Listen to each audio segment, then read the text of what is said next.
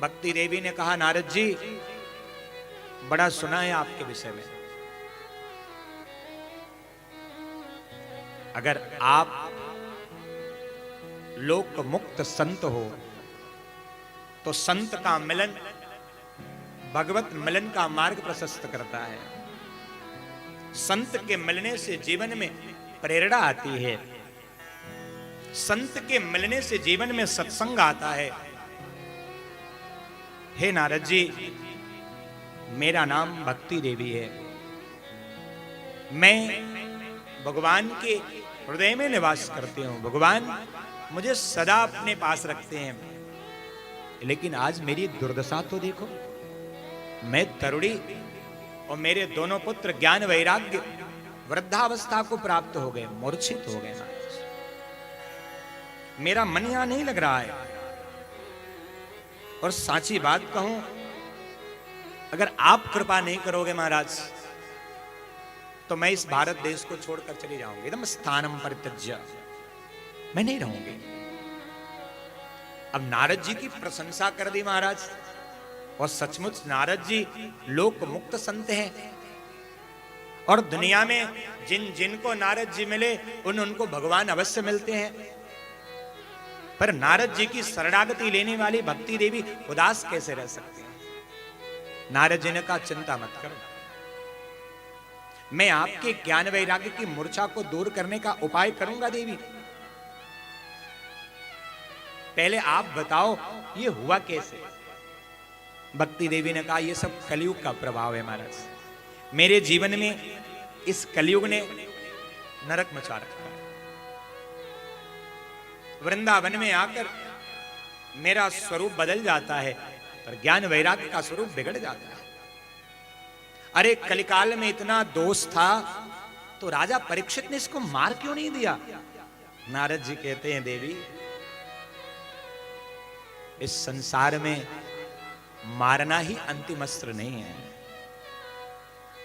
क्या सुंदर बात श्री नारद जी भक्ति देवी को समझा रहे हैं। प्यारे, ध्यान से समझना, ये केवल भक्ति देवी की बात नहीं है।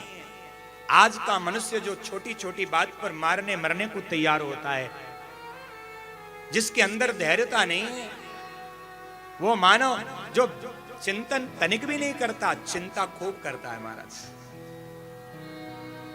होना चाहिए चिंतन ज्यादा हो, चिंता न हो। और आज का मानव चिंतन बिल्कुल नहीं कर रहा, चिंता खूब कर रहा है। सो मुफ्त में हाई ब्लड प्रेशर, डायबिटीज सब लेके घर आ रहा है। चिंतन बढ़ाओ, चिंता को त्याग दो, चिंतन से भगवत प्राप्ति होती है।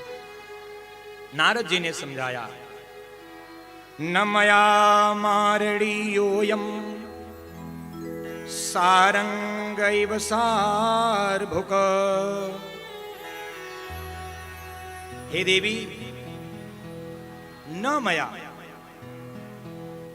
इस कलयुग को न मारने का जो मुख्य काम था श्री परीक्षित जी का, वो जानती हो क्यों था? क्योंकि उसका सार तत्व लेना था। न मया मारणीयोऽयं सारंग इव सारभुक। श्री परीक्षित जी महाराज ने उसके सार तत्व को स्वीकार कर लिया। हर व्यक्ति में 1000 बुराई हो, लेकिन एक अच्छाई जरूर होती है महाराज। कलयुग में भी लाख बुराई थी, लेकिन एक अच्छाई थी, और उसी अच्छाई को श्री परीक्षित जी महाराज ने पकड़ लिया। तो वो अच्छा गुण क्या था? जत फलम नास्ति तपसा न योगे न समाधिना तत्फलम लभते सम्यक कलौ के सब कीर्तना। देवी, जो सतयुग में जीवन भर तप करने के बाद भी नहीं मिलता, जो समाधि में जाने के बाद भी फल नहीं मिलता, जो बड़े बड़े यज्ञ करने के बाद भी फल की प्राप्ति नहीं हो सकती, तत्फलम लभते सम्यक, वह फल तत्क्षण कलयुग में प्राप्त होता है। ध्यान से समझना, कलयुग का सबसे बड़ा गुण श्री नारद जी बता रहे हैं। कलऊ के सब कीर्तना। इसी को बड़े ही सुंदर तरीके से श्री तुलसी बाबा ने इसी श्लोक का रूपांतरित कर दिया।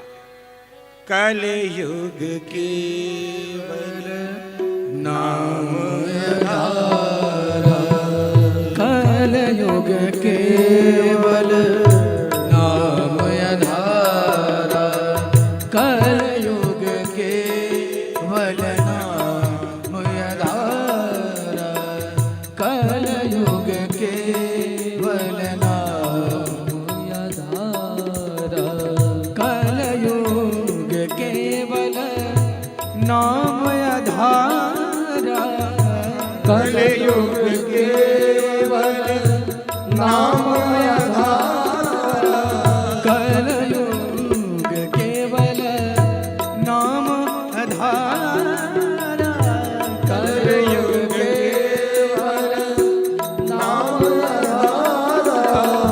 सो मेरे नर रही पारा, सुमिर सुमिर नर रही पारा, सो मेरे नर रही पारा, सुमिर सुमिर नर रही पारा। सम्यक कलौ केशव कृतनाद, कलयुग केवल नाम आधारा। एक बढ़िया गुण पाया श्री परीक्षित जी महाराज ने, यही सार मुख है।